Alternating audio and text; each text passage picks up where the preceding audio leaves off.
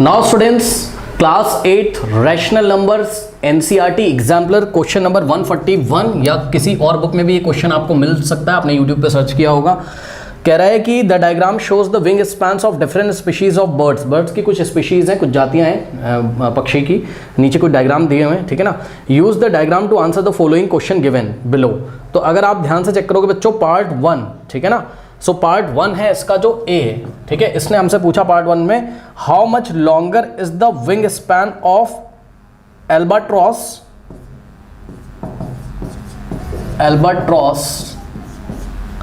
Then the wing span of seagull.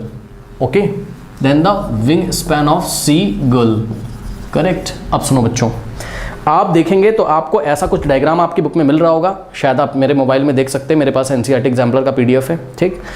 तो मैं आपको यहाँ पर डायग्राम ड्रॉ करता हूँ, इसमें कोई खास क्वेश्चन नहीं है, ध्यान से चेक करिए। ये एक बर्ड है, तो बर्ड को रैंडमली बस जस्ट मैं ऐसे ही बना दे रहा हूँ, है ना बच्चों। मैं आपको क्वेश्चन बताता हूँ कैसे होगा। ये एक बर्ड है, ठीक है, और इस बर्ड का नाम है एल्बाट्रॉस, ओके, या जो भी आप प्रोनाउंसिएट इसको कर रहे हो। हमको यहाँ मैथ से मतलब है, तो हम आपको मैथ सॉल्व करके दिखा रहे हैं। 3 होल 3/5 मीटर, ठीक है, ये इसके विंग्स हैं, ये विंग्स की लेंथ है, यहाँ से लेके यहाँ तक ये इसके विंग्स हैं ऐसे, ठीक।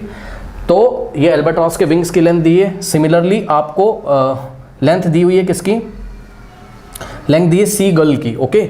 सो सी गल की जो लेंथ है बच्चों, ये बर्ड कुछ इस तरीके से बना के इन्होंने दी हुई है, मैं भी बना लेता हूँ, ठीक है, ये इस तरीके से, ठीक। और इसके जो विंग्स की लेंथ है वो है कितनी, वो है 1 होल 7/10 मीटर्स, ठीक है।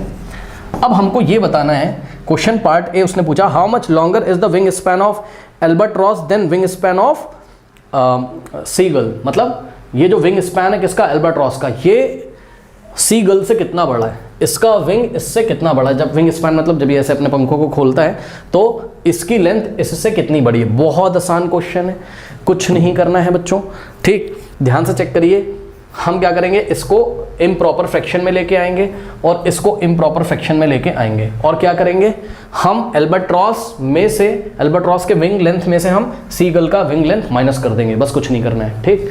सो सबसे पहले इसको सॉल्व करिए, इसको इम्प्रॉपर फ्रैक्शन में लेके आओ।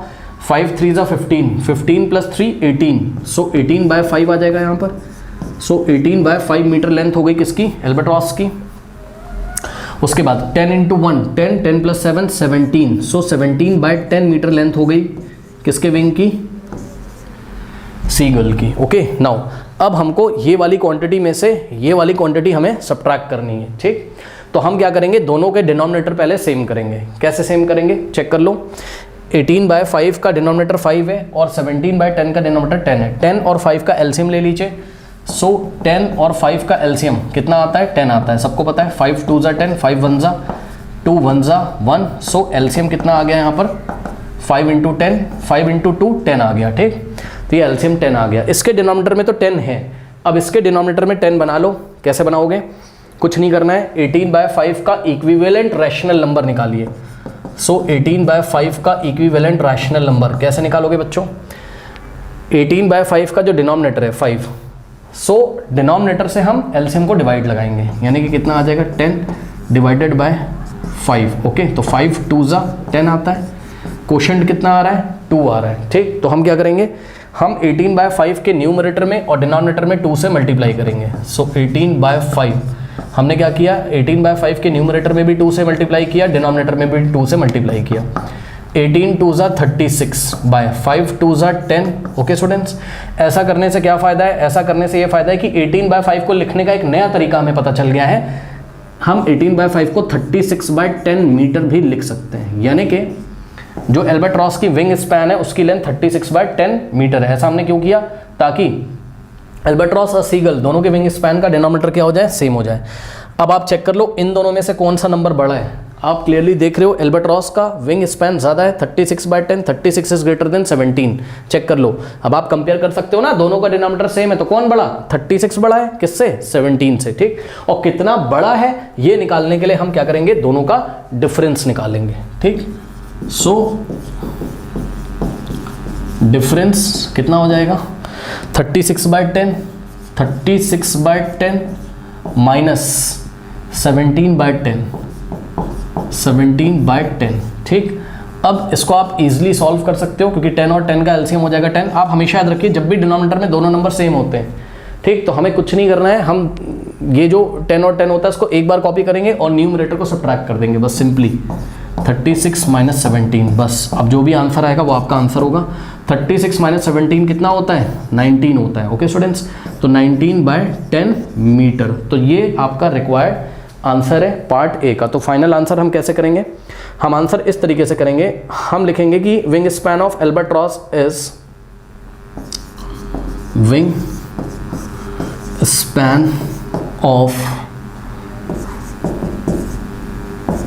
albatross is 19/10 meter longer than 19/10 meter longer than wingspan of seagull. Wingspan of seagull. Okay, so this is the answer of part A. पहले बच्चों आप लोग इतना नोट कर लीजिए वीडियो पॉज करके, फिर मैं आपको इसका पार्ट बी करके दिखाता हूँ। नोट कर लीजिए स्टूडेंट्स, सभी बच्चे फटाफट। नाउ स्टूडेंट्स लेते हैं पार्ट बी। ओके, तो पार्ट बी में हमसे बोला है how much longer is the wing span of golden eagle. Okay, तो आपको डायग्राम दिया हुआ है गोल्डन ईगल का, ये कुछ इस तरीके से, एक गोल्डन ईगल एक बर्ड होगी, ये ऐसे रैंडमली मैं जस्ट एक डायग्राम बना ले रहा हूँ, एक बर्ड है ना, गोल्डन ईगल, ठीक है। तो ये कौन सी बर्ड है? Golden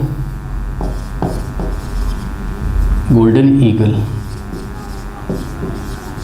correct. तो ये गोल्डन ईगल है और इसके विंग स्पैन की लेंथ दी है 2 होल 1/2 मीटर।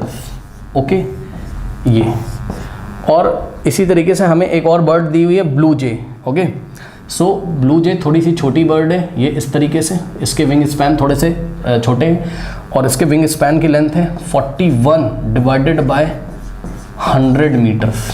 ओके, इस तरीके से। नाउ स्टूडेंट्स, इसने हमसे क्या बोला? इसने हमसे बोला how much longer then the wing span of golden eagle then wing span of blue jay. Okay, तो गोल्डन ईगल के विंग स्पैन ब्लू जे से कितने बड़े हैं, कितने लॉन्गर हैं, ये हमको बताना है। तो किस तरीके से बताएंगे, चेक करिए। सबसे पहले इसको मिक्स फ्रैक्शन से इम्प्रॉपर फ्रैक्शन में लेके आइए। सो 2 × 2 2 to the 4 और +1, 2 to the 4 +1 5/2, तो यह आ जाएगा 5/2 मीटर, करेक्ट। और यहाँ पर तो ये इम्प्रॉपर फ्रैक्शन में पहले से ही है, ठीक है स्टूडेंट्स। नाउ अब करना कुछ नहीं है, हमको ना दोनों के डिनोमिनेटर को सेम करना है। तो देखो 2 और 100 का एलसीएम अगर आप लोगे तो 100 आएगा, ठीक। सिंपल सी मैं आपको बताता हूँ, ज़्यादा टेंशन कुछ नहीं लेना है। देखो 5/2 का इक्विवेलेंट रैशनल नंबर निकालो, 5/2 का इक्विवेलेंट रैशनल नंबर इस तरीके से निकालो कि 5/2 के डिनोमिनेटर में 100 आ जाए। तो इसके लिए हमको क्या करना पड़ेगा, 5/2 में न्यूमरेटर में 50 से मल्टीप्लाई करना पड़ेगा और डिनोमिनेटर में, चेक कर लो, ठीक। तो 5 × 5 25 और साथ में 0, 5 × 50 250 अपॉन 2 × 50 100। ऐसा हमने क्यों किया? ऐसा हमने इसलिए किया ताकि 5/2 का एक इक्विवेलेंट रैशनल नंबर आ जाए, और वो इक्विवेलेंट रैशनल नंबर कितना है? 250/100 है, ठीक। कुछ बच्चे बोलेंगे सर 0 से 0 कैंसिल कर दो। नहीं, ऐसा मत करो आप। क्यों सर? क्योंकि ध्यान से चेक करो, आप दोनों के विंग स्पैन को तभी कंपेयर कर पाओगे जब दोनों का डिनोमिनेटर क्या हो जाएगा? इक्वल हो जाएगा, ठीक है स्टूडेंट्स। तो यहाँ पे देखिए डिनोमिनेटर कितना है? 250/100, सॉरी यहाँ पर डिनोमिनेटर में 100 है और यहाँ पे भी डिनोमिनेटर में 100 है। अब आप इसको देखो, गोल्डन ईगल का जो विंग स्पैन है 250/100 है, और इसी तरीके से ये क्या है? ब्लू जे है ना, ब्लू जे का जो विंग स्पैन है वो कितना है? 41/100 है। Okay students, let me connect the charger in my camera. Okay, जरा सा मैं चार्जर कनेक्ट कर लेता हूँ बच्चों, और हाँ ठीक है। अब चलिए हम आगे सॉल्व करते हैं। थोड़ा सा नॉइज़ आ रहा होगा, आप एडजस्ट करना, बिकॉज ये इन्वर्टर से कनेक्ट है, इलेक्ट्रिसिटी कट हो गई है, तो थोड़ा सा नॉइज़ आ रहा होगा, आप एडजस्ट करना। नाउ अब बच्चों ध्यान से चेक करो, 250/100 और 41/100, ठीक है। तो इसका डिफरेंस निकाल लेंगे। तो यहाँ पर अगर हम इसका डिफरेंस निकालेंगे तो कितना आ जाएगा डिफरेंस? अब देखो इन दोनों में से बड़ा नंबर कौन है? दोनों के डिनोमिनेटर सेम है, तो 250 इज ग्रेटर देन 41। 250 41 से बड़ा है, तो बड़े वाले में से छोटे वाले को सब्ट्रैक्ट कर देंगे, ठीक। यानी कि हम क्या करेंगे? 250/100 माइनस 41/100, ओके। चलिए इसको सॉल्व करते हैं। देखिए दोनों के डिनोमिनेटर में सेम नंबर है, तो जब भी ऐसा होता है दोनों के डिनोमिनेटर में सेम नंबर है तो इस नंबर को हम एज इट इज कॉपी कर लेंगे और न्यूमरेटर में से न्यूमरेटर को सब्ट्रैक्ट कर देंगे बस। 250 माइनस 41, ठीक। ये 0 से 0 कैंसिल मत कर देना, जब तक न्यूमरेटर को सॉल्व नहीं करोगे कोई भी कैंसिलेशन नहीं करेंगे हम। नाउ 250 माइनस 41 कितना होगा, 209 हो जाएगा बाय 100। अब आप चेक कर लो 209 और 100, ठीक है, दोनों को प्राइम है। को प्राइम मतलब कि दोनों में कोई भी कॉमन फैक्टर नहीं, कैंसिल नहीं होगा। जैसे कि देखिए 102 से डिवाइड हो रहा है लेकिन 209 तो नहीं हो रहा है ना, तो बस यही आपका फाइनल आंसर है, ठीक। सो अब हम फाइनल आंसर कैसे लिखेंगे, जिस स्टाइल में इन्होंने क्वेश्चन पूछा है उस स्टाइल में हम आंसर देंगे। इन्होंने पूछा है how much longer the wing span of golden eagle then wing span of blue jay. तो wing span of golden eagle, wing span of golden eagle is 209 by 100 meters longer than wingspan of blue jay।